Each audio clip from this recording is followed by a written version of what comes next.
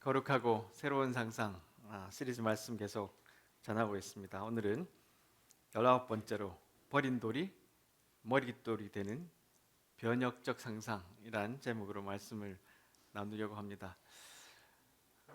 사순절의 네 번째 주간이기도 하고요.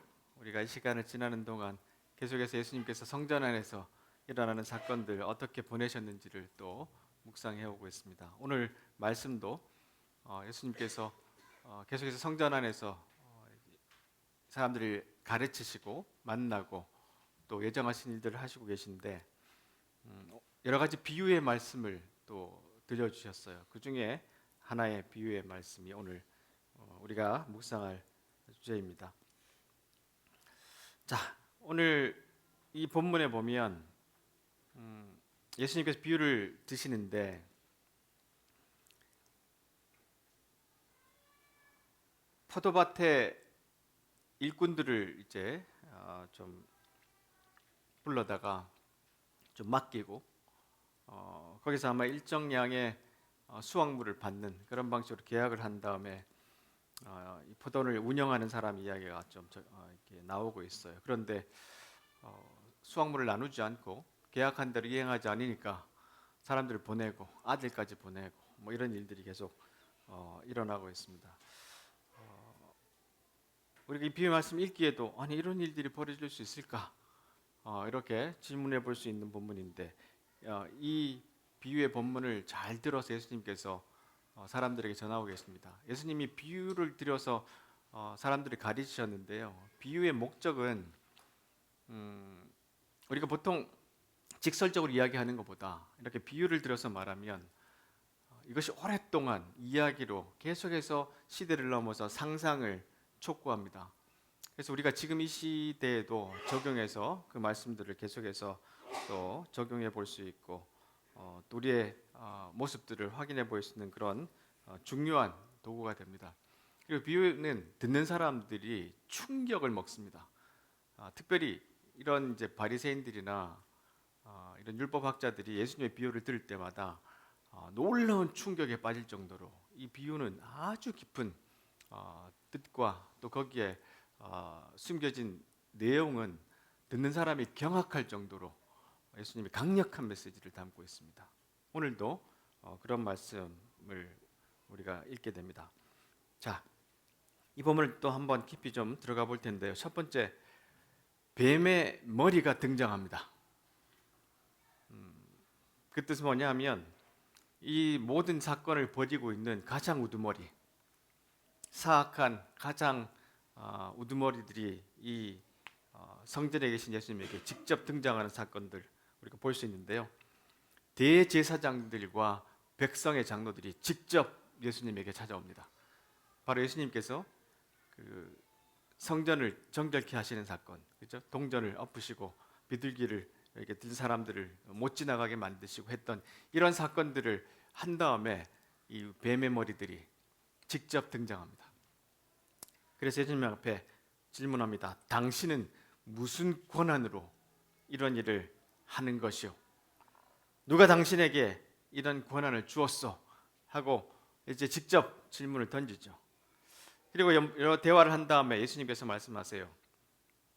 나도 너희에게 내가 어떤 권한으로 이런 일을 하는지 말하지 않겠다. 그리고 난 다음에 비유로 말씀을 하고 있습니다. 자, 이 대제사장들과 그리고 이 장로들, 이들이 70명의 장로들, 그 안에는 바리새인도 있고 사두개인도 있고 율법학자도 있고 이렇게 섞여 있는데요. 그 대제사장의 한 명까지 해서 71명이 사내들인 공의회를 형성하고 있었습니다. 이들이 누구냐면 유대 사회의 최고 의결기구, 재판소, 종교적, 정치적, 사법적 기능까지 하는 강력한 힘을 가진 사람들이었어요. 이들이 직접 등장한 겁니다. 신약 성경에서 예수님의 재판을 주도한 기구로 여러분 잘 또 기억하고 있을 텐데요. 조금 상세히 보면 대제사장 가야바의 주도로 밤중에 급히 그들이 모입니다. 거짓 증인들을 내세워서 예수님을 신성모독죄로 또 정죄했고, 예수께서 인자의 자리에 앉을 것이라고 하자 대제사장이 격노하여 예수님을 사형에 처하도록 결정합니다. 그런데 로마 법률상 유대인들은 직접 사형할 수 없어요. 그래서 예수님을 빌라도에게 넘겼어요. 이런 일들을 이제 복음서에서 한 장면들을 찾아볼 수 있습니다. 이들이 사내들인 공의회입니다. 강력한 힘을 가진 자들이 직접 예수님 앞에 등장했습니다. 두 번째로 예수님의 이 비유의 칼날이 향하는 곳이 어딘가? 45절에 보면 대제사장들과 바리새파 사람들이 이 비유의 말씀을 듣고 난 다음에 알았어요. 이 비유의 말씀이 자신들을 향한 말씀이라는 것을. 그리고 예수님을 체포하고 죽이고 싶었는데 아직은 두려워했어요. 사람들이 예수님을 많이 따르고 있으니까. 자, 이 이야기 부재지주, 이제 지금 포도원의 주인이 지금 없는 상태입니다. 맡겨놓은 상태예요, 그렇죠? 사람들에게. 이 부재지주의 이야기는 실제로 있었던 이야기를 예수님이 이야기의 소재로 가져왔던 게 아닌가 싶어요. 왜냐하면 예수님께서 말씀하신 대상인 일부 대제사장들과 장로들 중에는 예루살렘이 아닌 다른 지역의 땅을 소유한 이들도 있었을 것이다. 그 당시 90% 이상의 그 땅을 이 사람들이 가지고 있었어요. 일부가. 원래는 그렇게 하면 안 되는 걸 빼앗았다 그랬죠. 자, 이 지주들이 상당한 부를 가진 사람들인데 보세요. 새로 심은 포도원은 4년이 지나야 열매를 맺어요. 그 기간 동안은 이제 투자를 했는데 아직까지는 수확을 가질 수 없으니까 수익을 기대할 수 없죠.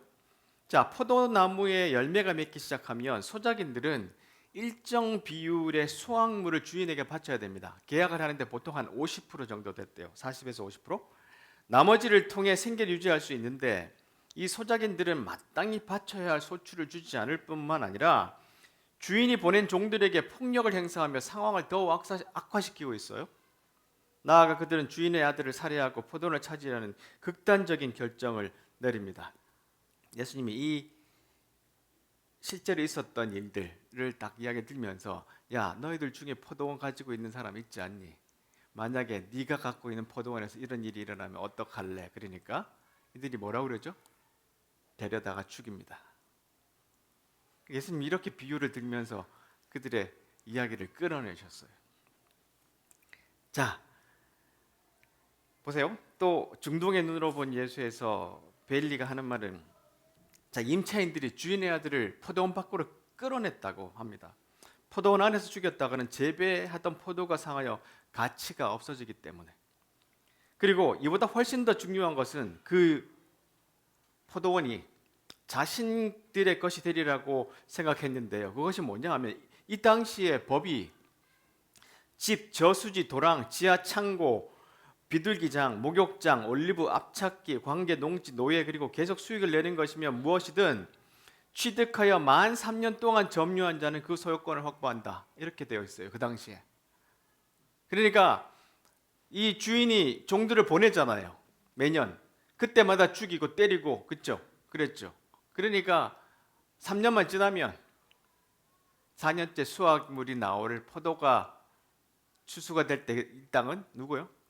우리의 것이 될 것이다. 이렇게 생각한 거예요. 그러니까 계속 이런 일을 벌였다는 거예요. 이 규정에 비추어 볼 때 이 비유의 배경은 예수님 당시의 유대 세계다. 아울러 이 규정은 이야기 속 임차인들의 생각을 밝히 설명해 준다. 이들은 자신들이 포도원을 3년 동안 계속 점유할 수만 있다면 그 소유권을 확보할 수 있다고 믿었는데 자, 아까 그 질문에 답을 그들이 말하잖아요. 어떻게 누가 우리 포도원에 이런 일을 벌일 수 있어? 그들은 잡아 죽여야지. 그런데 예수님이 이야기하시기를 그들이 바로 너야. 예레미야서에 보면 이런 말씀이 기록되어 있습니다. 너희 조상이 이집트 땅을 떠난 날부터 오늘에 이르기까지 나는 내 종 예언자들을 너희에게 보냈다. 그들은 끊임없이 너희에게 보내고 또 보냈다. 그러나 너희 조상은 내 말에 순종하지도 않았고 귀 기울이지도 않았다. 그들은 매우 고집이 셌다. 그들은 그 조상들보다도 더 악한 짓을 했다. 예레미야야, 내가 이 모든 말을 유다 백성에게 전하더라도 그들은 내 말에 귀 기울이지 않을 것이다. 내가 그들을 불러도 그들은 대답하지 않을 것이다. 이렇게 기록되어 있는데요. 이 구약의 역사를 계속 공부하다 보면 계속해서 하나님이 이 이스라엘 백성들, 하나님의 말씀을 순종하지 않는 이들에게 예언자들을 보내고 사람들을 보내서 각성하게 하지만 말을 듣지 않잖아요. 오늘 본문에서도 이들이 분명히 대제사장들과 이 장로들, 사내들인에게는 이스라엘을 공의로 다스리고 하나님을 높이라고 그렇게 그들에게 자리를 주었는데 순종하지 않고 강도의 소굴이 되어버렸잖아요. 자, 그런데 이 이야기를 점점 들으면서 우리가 그들이라는 걸 점점점 이제 깨닫기 시작합니다. 자, 역사에 보니까 좀 정리를 해보면 예언자들과 선지자들을 어떻게 핍박했는지 상당히 많이 있는데 그 중에 이사야 선지자는 나무톱으로 켜서 죽였어요. 예레미야는 돌에 막아져서 죽었다고 알려지고 있고요. 에스겔은 동족에게 살해됐습니다. 우리가 알고 있는 이 위대한 이 선지자들 이렇게 죽었어요. 스가랴도 그랬고요. 미가도 그랬습니다. 투옥과 고난을 받은 다음에 아마 옥사하지 않았나 그렇게 추정이 되고 있습니다. 이렇게 하나님께서는 선지자들, 예언자들을 보내서 계속해서 이스라엘 백성들에게 돌아와라. 너희들이 이렇게 이집트에서 이 가나안으로 들어온 것은 약속의 땅으로 들어온 것은 하나님의 나라를 만들려고 했던 거야. 제발로 회개해라. 그렇게 말씀을 전했는데도 그들이 듣지 않았어요. 그 일이 지금까지 예수님 당시까지 계속해서 이어지고 있는 것입니다. 이 대제사장 그리고 이 장로들이 이야기를 들으면서 점점 수치와 또 분노가 그 안에 일어나기 시작했어요. 세 번째로 예수님께서는 지금 정면 충돌을 하십니다. 첫날부터 그죠? 왜 그렇게 작정을 하셨나 하면 예수님께서는 이번 여정이 마지막인 걸 아셨어요.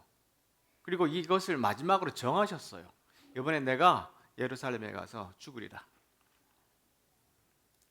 마태복음 16장 21절에 보면 그때부터 예수님께서는 자신이 예루살렘에 반드시 가야 하고 거기서 장로들과 대제사장 그리고 율법학자들에게 고난을 받아 결국엔 죽임을 당하지만 3일째 되는 날에 다시 살아나실 것을 제자들에게 설명하기 시작하셨습니다.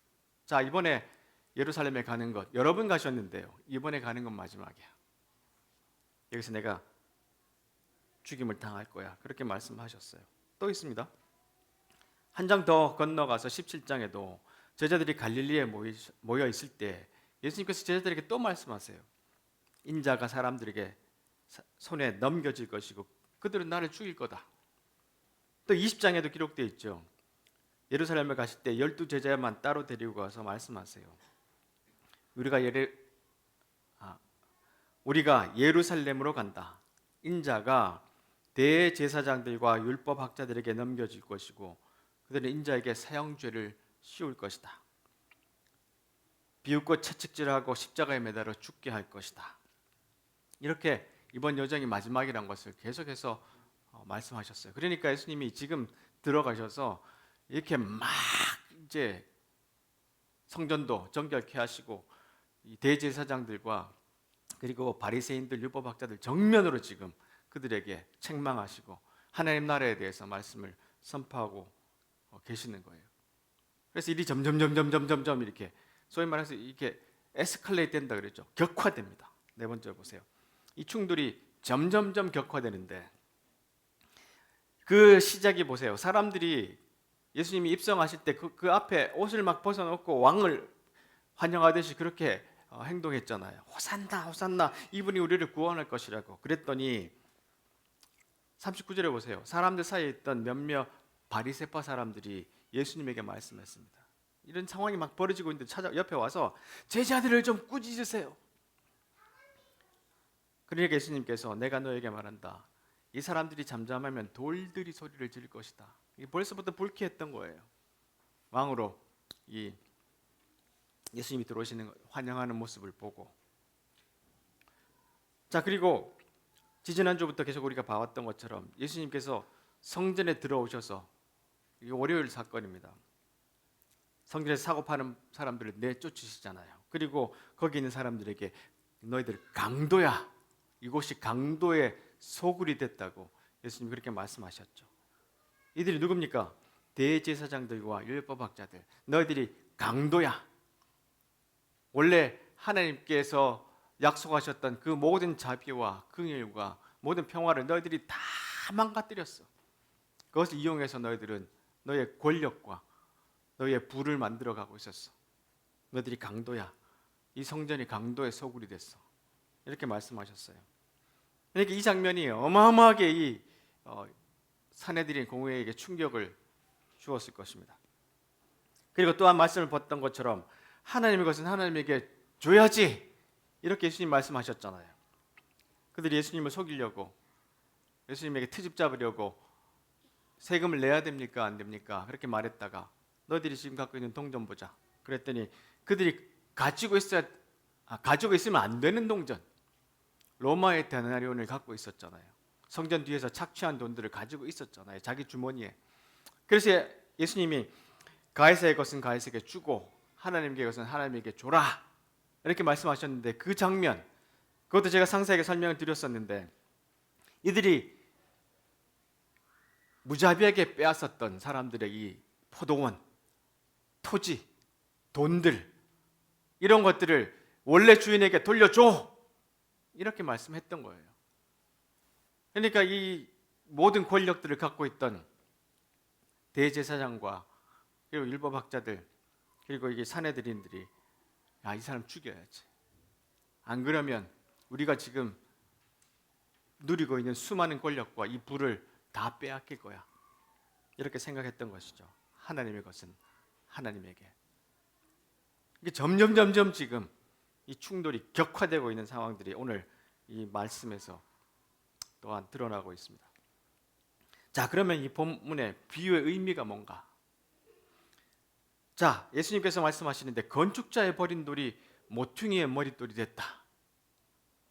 이 말씀이 어디에서 인용이 됐나 하면 시편 118편에서 인용이 됐습니다. 이 118편의 말씀 뭐냐면 사람들이 예배하러 이렇게 막 올라가면서 부르는 노래예요. 여호와는 나의 힘이요 나의 노래이십니다. 그분은 나의 구원이 되셨습니다. 기쁨과 승리의 외침들이 의로운 자들의 동네에 울려 퍼집니다. 여호와의 오른손이 위대한 일들을 행하셨습니다. 여호와께서 오른손을 높이 드셨습니다. 여호와의 오른손이 위대한 일을 행하셨습니다. 이게 호산나라는 뜻이에요. 지금 어떤 장면이 여러분 연상되세요?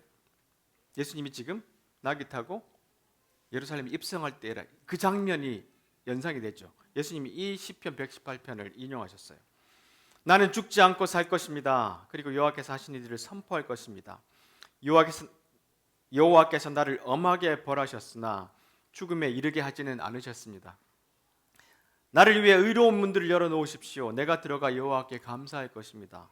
이것이 여호와의 문입니다. 의로운 자가 이 문을 통해 들어갈 것입니다. 성전으로 지금 들어가고 계세요. 내가 주께 감사드릴 것입니다. 주께서 내게 대답하셨고 주는 나의 구원이 되셨습니다. 그리고 난 다음에 보세요. 건축자들이 버린 돌이 머릿돌이 되셨습니다. 여호와께서 행하신 일들이 우리 눈에는 놀라울 뿐입니다. 이 날은 여호와께서 만드신 날입니다. 이 날에 우리가 기뻐하고 즐거워합시다. 그 예수님 118편의 말씀을 인용하면서 예루살렘의 성전에 들어갈 때 불렀던 노래를 지금 내가 그렇게 하고 있었다는 모습들을 사람들에게 알려주세요. 상기시켜 주십니다. 그리고 난 다음에 이 구절, 건축자들이 버린 돌, 이 구절을 인용하십니다. 자, 톰 라이트 주교가 이걸 이렇게 이야기합니다. 자, 그렇다면 주인의 아들을 죽인 악한 농부들의 비유는 이것과 무슨 상관이 있느냐? 건축자가 버린 돌이 모퉁이의 머릿돌이 됐다. 근데 예수님이 인용한 것이 바로 시편 118편, 또 하나 더 있습니다. 다니엘서 2장인데요. 자, 건물 어느 자리도 맞지 않았는데 가장 명예로운 자리에 들어맞았어요. 이 돌이. 대제사장들이 그리고 이 공회가 예수님을 보고 지금 버리려고 그러잖아요. 이건 우리에게 지금 맞지 않아. 이 사람이 가르치는 것은 아무데도 쓸모없어.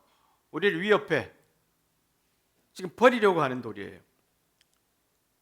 근데 그 버리려고 하는 돌이 가장 명예로운 돌이 되는 거예요. 이 돌은 자신과 부딪히는 것은 모든 것을 부서뜨린다 그랬어요. 예수님이 바로 그 돌이시고 그 메시아시고 하나님의 기름 부음을 받으신 분인데 예수님은 하나님 나라를 임하게 하려고 이 땅에 오셨고요. 그 하나님 나라 앞에서 이 세상 나라들은 벌벌 떨며 무너져 내릴 것이라. 그렇게 지금 말씀에 설명하고 있어요. 자, 그것이 뭐냐면 또한 인용한 것이 이 다니엘서 2장인데, 이 다니엘서 2장에 보면 다니엘이 꿈을 해몽해 주는 그런 장면이에요. 거기에 보면 신상이 크게 무시무시하게 서 있는데 머리는 순금, 가슴 팔은 은, 배와 넓적다리는 노쇠, 이런 이제 신상이 안에 있었어요. 자, 거기에 신상을 보고 있는데 갑자기 어디에서 돌이 하나 날아옵니다. 그리고 난 다음에 쇠와 진흙으로 된 신상에 발을 쳐서 부수고요. 이것이 산산이 부서집니다. 그리고 바람에 날려 흔적도 남지 않았는데 신상을 친 돌이 큰 산이 됐다. 이런 말씀의 예언이 다니엘서에 기록되어 있어. 이것이 뭐냐면 너희들이 버리는 그 돌이 명예로운 돌이 될 텐데, 그 돌은 너희들이 지금 굳건하게 믿고 있는 이 세상, 이 잘못된 세상을 파괴하고 이렇게 산산이 흐트러지게 만들 거야. 이런 예언을 하고 있는 거예요. 듣고 있는 동안 이 사람들이 아니 이게 지금 무슨 소리야? 이렇게 지금 놀라움을 가지고 있는 상황이 되었습니다. 자, 보세요. 여기서 왜 이런 이야기가 이렇게 돌과 아들 이야기가 있는지가 좀 신선하게 들려지는데 보세요. 이 비유에 대화가 보면 지금 이 예수님께서 히브리어의 단어를 가지고 지금 섞어서 이야기를 합니다. 왜냐하면 히브리어에서는 벤 하면 그게 아들이란 뜻이에요. 예수님이 예수님 할 때 누구의 아들 이렇게 할 때 보면 예수님을 쓰고 벤 하고 그 뒤에 자기 아버지 요셉 이렇게 이야기합니다. 그러면 요셉의 아들 이렇게 벤이라고 항상 써요. 그때는 뒤에 성이 없을 때입니다. 그래서 성이 만들어진 건 유럽에서 한참 뒤에 만들어졌어요. 여러분 착각하시면 예수 그리스도 하면 예수님이 퍼스트 네임이고 그리스도가 라스트 네임이라고 하는 사람들이 종종 있습니다. 제가 표정을 한번 보면 이렇게 계신 분들 계실 텐데, 그때 누구의 아들 이렇게 썼어요. 벤이라는 뜻인데 여기에 이만 붙으면 에벤이 돌이에요. 그러니까 지금 그 아들을 죽였잖아요. 그렇죠? 아들이 그 수사하러 오는 사람들에게 와서 아들이 왔는데 갑자기 돌 이야기를 하시는 거예요. 머릿돌.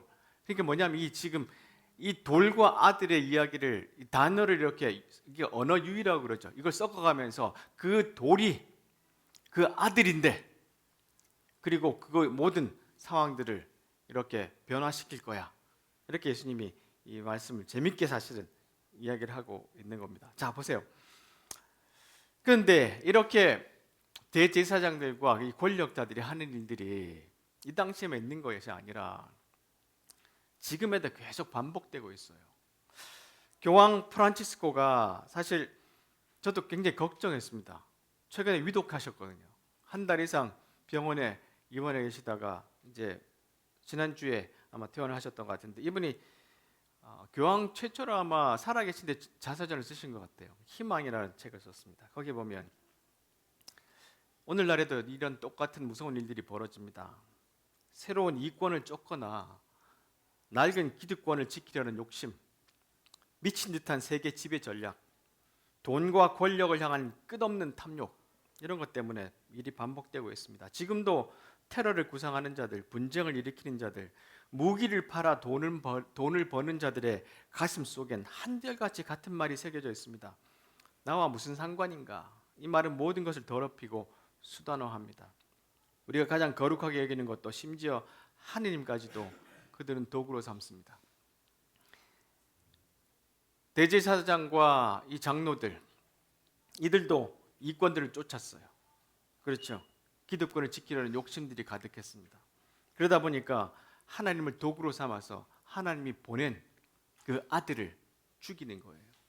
그런데 이런 일들이 지금도 계속해서 반복되고 있다는 겁니다. 조금 뒤에 또 설명을 좀 더 드릴 텐데 보세요. 조 바이든 대통령이 퇴임 연설을 하면서 아주 경고를 하나 했습니다. 그게 뭐냐면 자, 이렇게 이야기를 했는데요. 그래서 오늘 밤 나의 고별 연설에서 내가 깊이 우려하는 것 몇 가지를 경고 좀 하고 싶습니다. 그것은 극소수의 초부유층에게 권력이 위험할 정도로 집중되고 있습니다.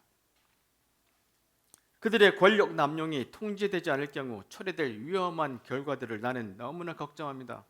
오늘날 미국에서는 극단적인 부와 권력, 영향력이 결합된 과도 정치, 올리가르크 이렇게 표현하기도 하는데, 원래 이 단어는 러시아의 재벌들, 러시아의 그 권력을 가지고 있는 푸틴과 함께 결합해서 만든 이 아주 부패하고 타락한 경제 권력들을 말할 때 올리가르라는 말을 썼어요. 그런데 이 단어가 이제는 일반화가 되고 있습니다. 자, 이들이 강력한 부와 권력을 가지고 영향력을 지금 모든 사회와 경제 정치에 영향을 미치고 있는데요. 이는 우리의 민주주의 전체, 기본적인 권리와 자유, 그리고 모든 사람이 공정한 기회를 가질 수 있는 가능성 자체를 위협하고 있습니다. 대제사장과 장로들, 이 몇 사람들이 이스라엘 전체를 그렇게 만들었던 것처럼 지금도 비슷한데 올리가르 같은 사람들이 지금 이런 일을 하고 있어요. 강력한 세력들은 자신들의 권력과 이익을 위해 우리가 기후위기 해결을 위해 취해온 조치를 없애려 하며 통제받지 않는 영향력을 행사하려 하고 있습니다. 이렇게 경고를 했어요. 그런데 그 일들이 실제로 지금 벌어지고 있습니다. 정부 위에 군림하는 억만장자들이라는 책에 보면 일론 머스크는 자신의 진짜 신이라고 생각해요. 자기가 지구를 지키고 지구인을 구하려고 이 세상에 왔다고 믿고 있는데, 이게 많은 억만장자들의 공통점이라는 거예요. 저들의 성공 비결이기도 한데, 다른 사람들은 회사를 세운 뒤에 설립 이유를 찾아내지만 이들은 이미 머릿속에 품은 채 회사를 채운다. 이들은 오랜 꿈을 실현하기 위해 회사를 만들고, 포부가 더 큰 이들에게 회사란 자신의 메시아적 발상을 구체화하기 위한 도구에 해당한다. 이들에게는 이 땅의 인류를 구하기 위한 원대한 계획이 있다. 인류가 이를 원하든 원하지 않든 그리 중요하지 않다. 내 마음대로 할 거라는 거예요. 심지어 이들이 이야기합니다. 우리는 대통령 되지 않을 거야. 왜냐하면 걔들은 4년만 8년만 하고 있다 가거든. 우리는 그들보다 훨씬 더 강력한 힘을 갖고 있어. 공개적으로 이야기합니다. 보세요. 마크 저커버그, 레리 페이지, 세르게이 브린, 이들이 대부호가 될 수 있었던 것은 천재적인 재능을 바탕으로 검색 엔진, 구글입니다. 세르게이 브린 같은 경우는 온라인 쇼핑몰, 소셜 미디어 등을 발명했기 때문인데, 이들은 특히 그 전까지는 존재하지 않았던 디지털 사회를 상상하고 구상했다. 데이터 사용에 관한 원칙도, 경쟁 원칙도, AI 개발 원칙도 모두 스스로 결정했다. 사생활이나 디지털 윤리에 관한 문제도 직접 결정했다. 좋아요 중독에서 뇌 임플란트에 이르기까지 사회를 근본적으로 뒤바꾸어 놓을 사업들을 소리 소문 없이 진행한 이들에게 우리의 선택권 같은 건 안중에도 없었다. 이들은 누구의 비판이나 지적도 고려하지 않았으며 정부 권력까지 밀어냈다. 응당 정부 차원에서 진행해야 할 일들을 대신하는 차원을 넘어서 우리의 민주주의까지 심각하게 뒤흔든다. 우리의 정치 모델과 심지어 인간이란 존재에 대한 인식까지 위협한다. 이러한 기술적 폭력에 대응하고 자유를 되찾으려면 민주적 절차와 범위 내에서 규제를 시행하는 동시에 젊은 세대에게도 광고와 쇼츠 콘텐츠의 소용돌이에서 벗어날 수 있는 대안을 보여줘야 된다. 정말로 심각한 사회에 우리가 살고 있습니다. 세르게이 브린 같은 경우는요, 영생 프로젝트를 지금 시작한 지 몇십 년이 됐습니다. 15억 달러를 투자해 가지고요, 일부 극소수만 영원히 살겠다고 지금 연구하고 있습니다. 무서운 사람들이에요. 우리가 이런 세대를 살아가고 있는데 우리는 어떻게 대응해야 하느냐. 아까 우리 감독님 기도가 바로 이런 내용들이죠. 보세요. 우리나라도 그렇습니다. 보세요. 우리나라도 민주주의가 정말로 강한 나라로 세상에게 인정받고 있던 나라였어요.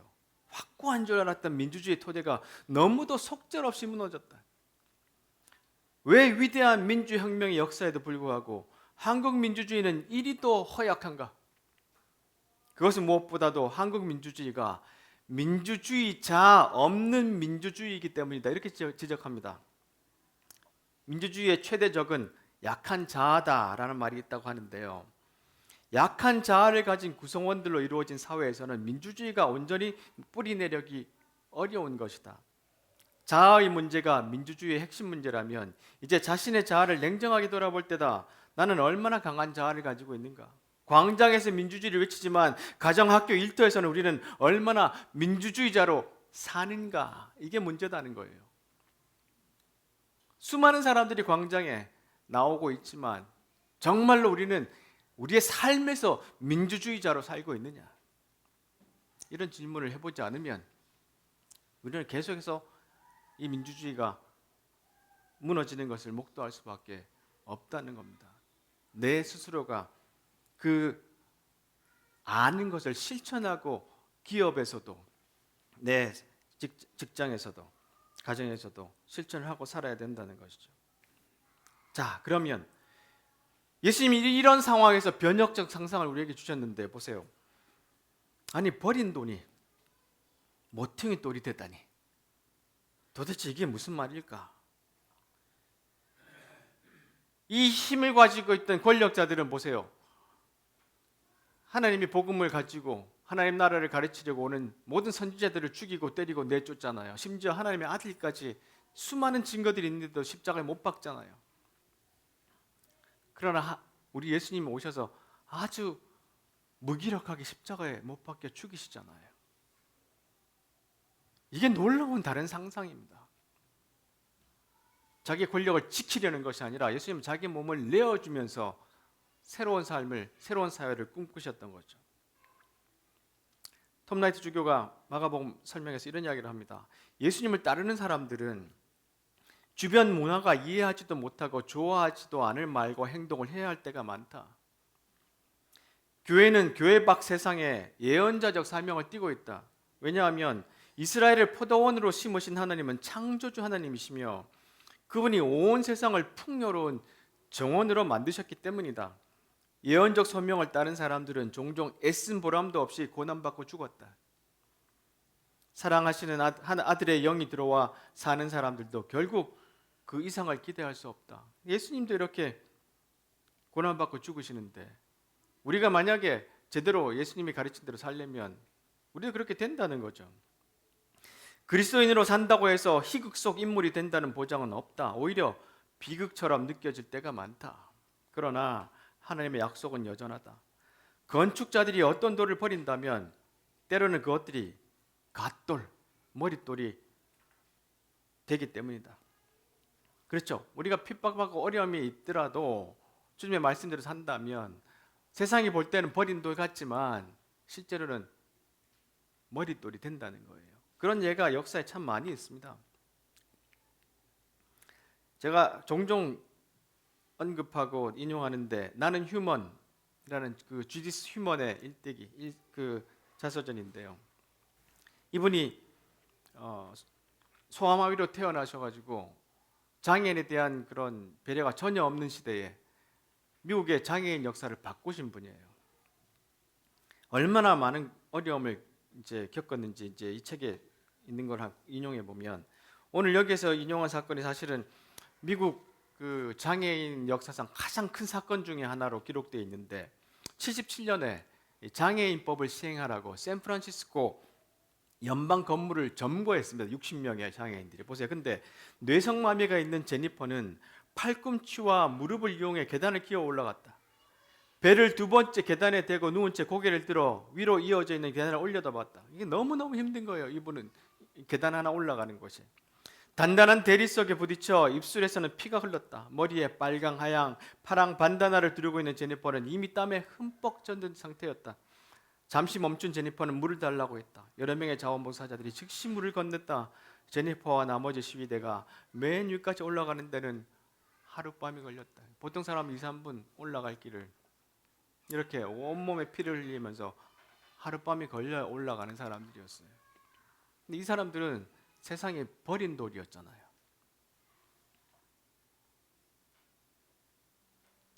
근데 미국의 장애인법을 바꾸는 머릿돌이 됐습니다. 세상은 버린 돌이라고 말하지만 이들의 삶은 머릿돌이 됐어요. 주디스 쉬먼도 마찬가지였습니다.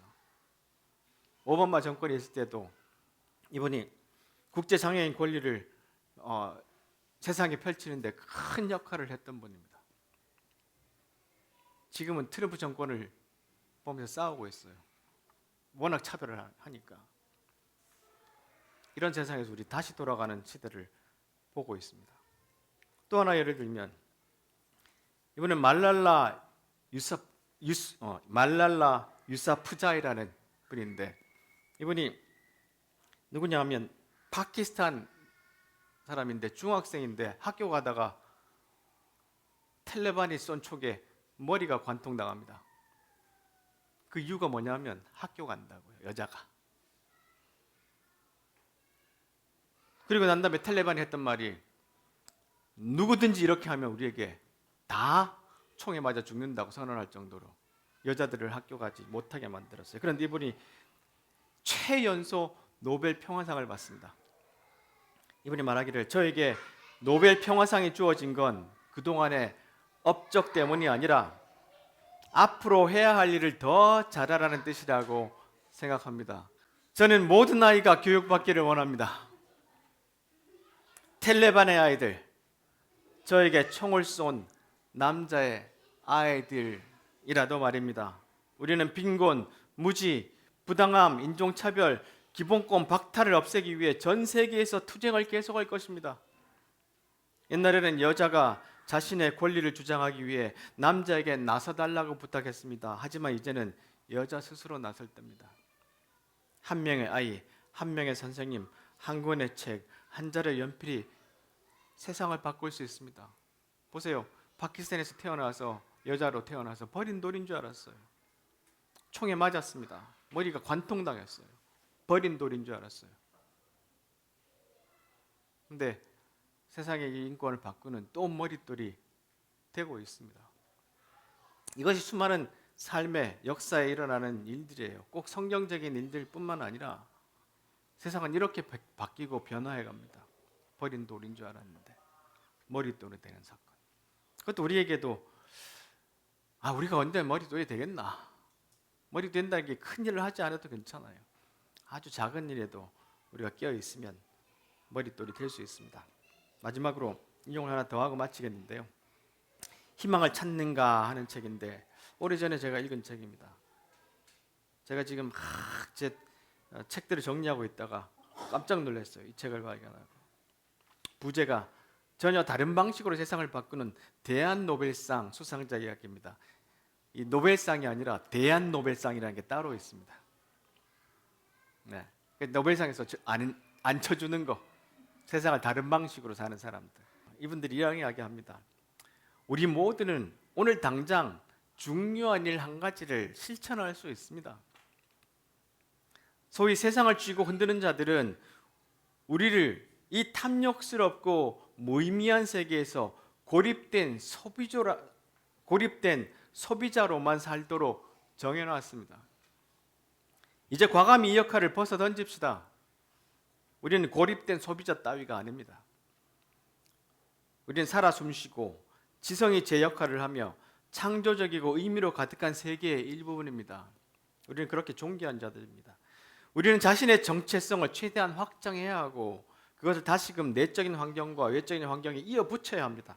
우리 모두는 하루도 빠짐없이 스스로 문제의 일부가 될 것인지 해법의 일부가 될 것인지 결정해야 되는 경계선상에 섭니다. 그것은 다름 아닌 책임을 아는 이 지구의 시민으로서의 우리 자신을 되찾는 일이며 글로벌 소비자라는 허황된 꿈에서 깨어나는 일입니다. 말씀을 좀 정리하겠습니다. 예수님께서 비유로 말씀하실 때 그래 지금까지 하나님께서 너희들에게 보낸 수많은 선지자들 예언자들 너희들이 무시하고 핍박하고 때리고 폭력으로 그리고 살인까지 하면서 너희들의 기득권을 지키려고 하지 않았니? 그러나 이번에 하나님이 아들을 보낸다. 이 아들은 너희들이 그렇게 했던 것과는 다르게 자신의 몸을 너에게 내어줄 거야. 십자가에 죽을 거야. 그렇게 하면서 새로운 나라를 만드실 거야. 너희들은 버린 돌이라 그랬지만 그분이 모퉁이 돌이 될 거야. 그 모퉁이 돌이 놓여지고 세워진 것이 교회가 되고 그리스도인이 되고 세상이 달라질 거야. 이런 말씀 우리에게 가르치셨어요. 그런데 2000년이 지나도 사실은 예수님 오실 때까지는 계속 이런 일이 벌어질 겁니다. 우리가 살아가는 세상이 더 어렵게 되는 상황들을 우리가 목도하게 됩니다. 이럴 때 우리는 어떻게 해야 하나? 우리도 예수님이 하셨던 것처럼 조금 더 이 세상을 좀 깊이 들여다보고 벌어지는 사건들 속에서 그냥 내가 무기력하게 있는 것이 아니라 바로 이 부활의 힘을 힘입어 다시 한번 세상에서 깨어있는 사람으로 또 하나님의 말씀을 제대로 실천하며 살아가는 사람으로서 우리도 버린 돌같이 느껴진다 할지라도 작은 일에서도 모퉁이 되는 일들을 실천해보고 상상해보는 우리가 되면 좋겠습니다. 기도하겠습니다.